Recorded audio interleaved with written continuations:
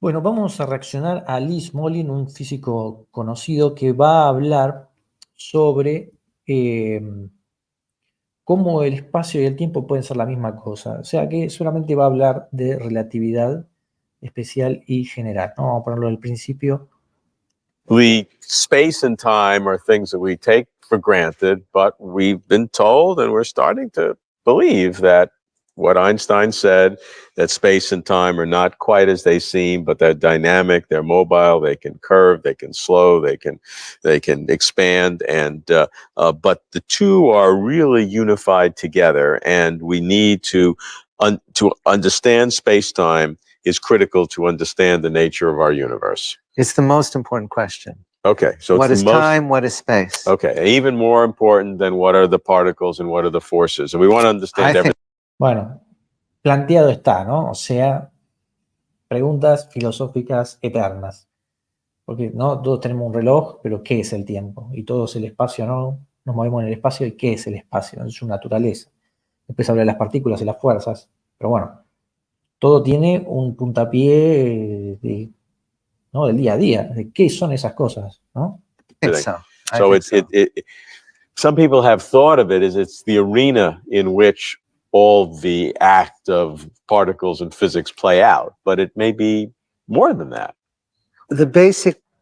Una cosa, o sea, no es lo mismo decir, bueno, yo sé lo que es el espacio porque, bueno, camino por acá, pero su naturaleza no es otra cosa, ¿no? De dónde viene, de dónde sale, qué es. Division in the subject goes back a long time. It goes back to debates between Newton and his contemporaries, Leibniz and other contemporaries. And the big question is space an arena in which things happen, in which things come on and off?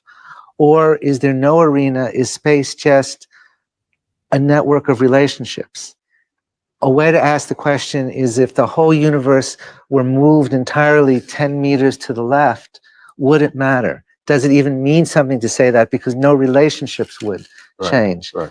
And Newton said, yes, it is different. And Leibniz said, no, it's even wrong to ask the question because there's no discernible difference between the universe here and the universe 10 meters to the left. Bueno, ojo que eso que está diciendo, que me parece se refiere a como si hay una simetría de traslación en el universo, ¿no? Todas estas son como cuestiones que uno las aplica en la teoría, más que nada, y se las pregunta, digamos, porque si no uno pierde ciertas simetrías y la teoría cambia, ¿no? Left in this very question of whether space is a framework, an absolute background, or whether space is an aspect. O sea, si el espacio es como un absoluto infinito, no tiene ningún sentido moverlo, ¿no? Porque es como que es todo igual.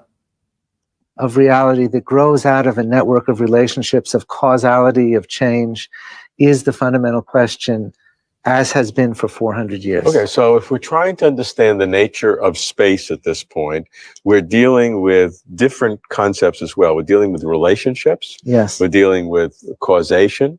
Yes. And so those are very fundamental ideas, but what you're saying is that to understand space, we may have to understand those other two, which may be more fundamental than space itself. Yes, and indeed, one can take general relativity, and if you ask, what in that sophisticated mathematics is it really asserting about the nature of space and time? Right. What it is asserting about space and time is that the most fundamental relationships are relationships of causality. This is the modern way of understanding Einstein's theory of general relativity. Eso para los físicos es muy importante, ¿no? Hay como ciertos principios que no se tienen que violar porque son cosas que no las ves en la vida diaria, ¿no? O sea, el principio de causalidad es súper importante, ¿no? Todo efecto tiene una causa. Y sabemos a las paradojas que puede llevar a eso, ¿no? Que no haya una causa para todo efecto. Tenés paradojas temporales, de que puedes ir al pasado, no sé, hay un montón. Pero la teoría de la relatividad, a pesar de que dice un montón de cosas locas, la causalidad se mantiene siempre.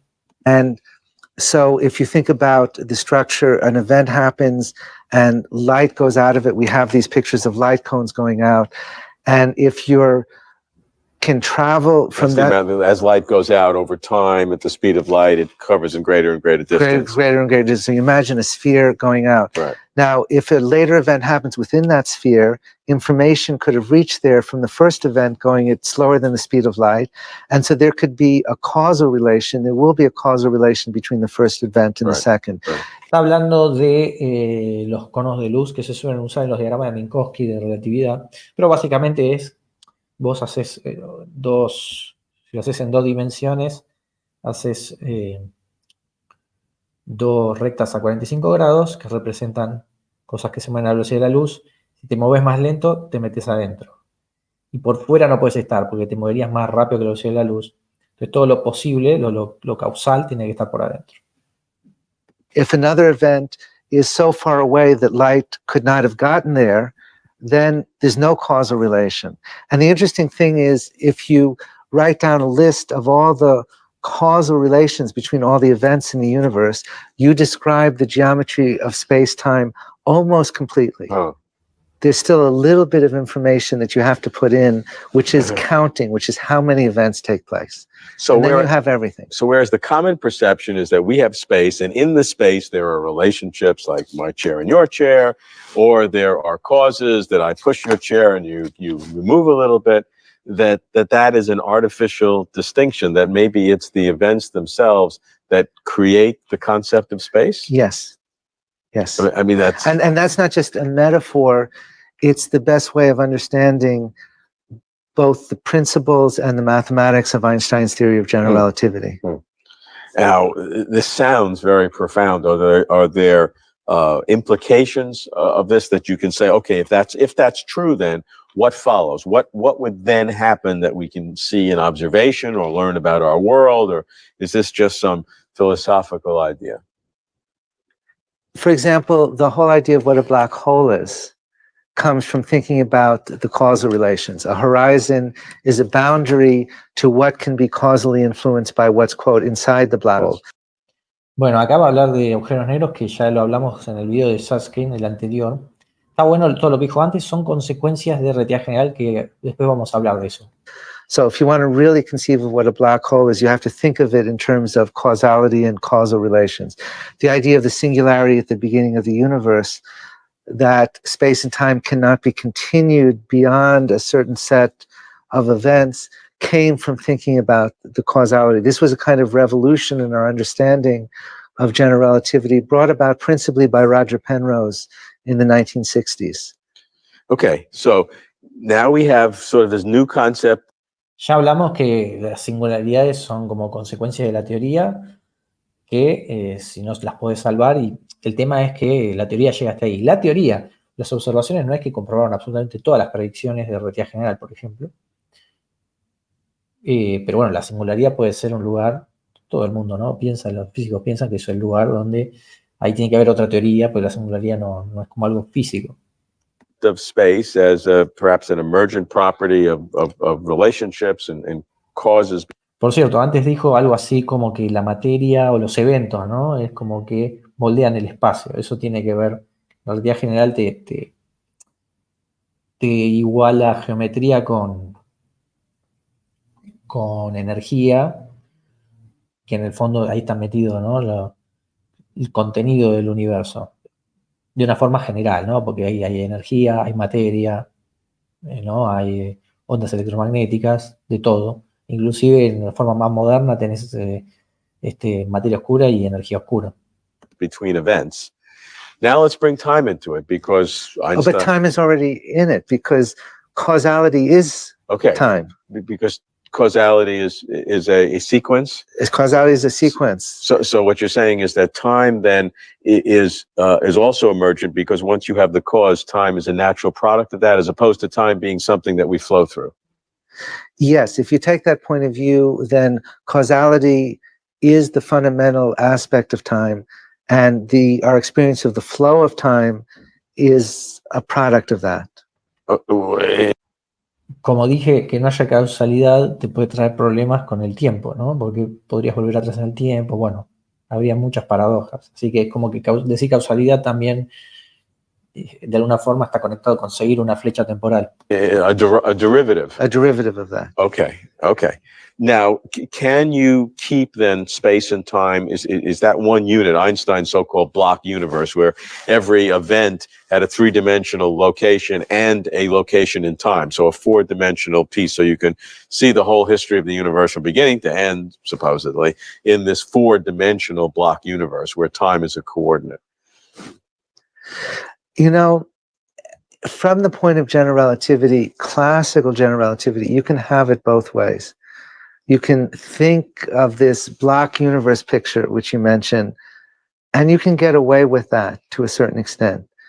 When you bring in other questions about how quantum mechanics fits into the whole picture, about how thermodynamics fits into the whole picture, and entropy, I think it gets harder to maintain this block universe picture. And for me, this is one of the profound issues. Veamos de vuelta la descripción que hace él. Hace una descripción sobre cómo evoluciona el universo según relatividad general. Our experience of the flow of time. Acá. Every event had a three-dimensional location and a location in time, so a four-dimensional piece, so you can see the whole history of the universe from beginning to end, supposedly, in this four-dimensional block universe. Bueno, where lo que time estoy is a diciendo es que coordinate. vos lo que tenés es, en relatividad general y en relatividad especial también, es como que el tiempo es una dimensión más que le pueden pasar cosas parecidas al espacio. Entonces vos podés verlo como en un esquema donde vos tenés un evento que evoluciona hacia arriba, el tiempo es hacia arriba y te puedes mover en el espacio. Y eso es lo que ves, digamos, desde el punto de vista de relatividad general. Después Smolin va a decir que, bueno, si aparece la cuántica hay cosas que pueden cambiar. O sea, la dinámica, ¿no? You know, from the point of general relativity, classical general relativity, you can have it both ways. You can think of this block universe picture, which you mentioned, and you can get away with that to a certain extent. When you bring in other questions about how quantum mechanics fits into the whole picture, about how thermodynamics fits into the whole picture, and entropy, I think it gets harder to maintain this block universe picture. And for me, this is one of the profound issues. The issue is time really fundamental, so that it's the one thing that's not emergent, or is time somehow emergent or a consequence of other things? And of course, we don't know the answer, but different approaches to the fundamental. Estamos ahí en una pregunta súper especulativa. El tiempo es emergente. Que el tiempo sea emergente significa que el principio del universo estaba todo quieto y algo generó que las cosas se empiecen a mover, porque al final el tiempo es como una medida de dinámica, ¿no? Entonces, digamos, lo está hablando de eso. Bueno, si es emergente es porque hay cosas fundamentales, podría ser el espacio, podría ser, no sé, algún campo cuántico, lo que sea, y el tiempo no. Y pasa algo con eso, ya el hecho de pasar requiere tiempo, ¿no? Pues, pero bueno, emerge el tiempo y las cosas se empiezan a mover. Fundamental questions about cosmology, about quantum gravity, line up on different sides of those questions. And this is something I've been thinking about myself a great deal, and I've been finding personally, I'm thinking more and more in the direction that time is fundamental, is not emergent.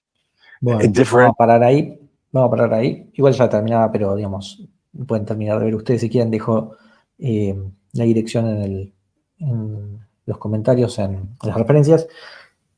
Pero bueno, básicamente preguntarse eso está bueno, es muy especulativo, pero digamos uno puede preguntárselo y decir, bueno, a ver, esto podría ser emergente. No, para eso hay que meterse como muy adentro de las teorías y igual va a ser teórico, ¿no?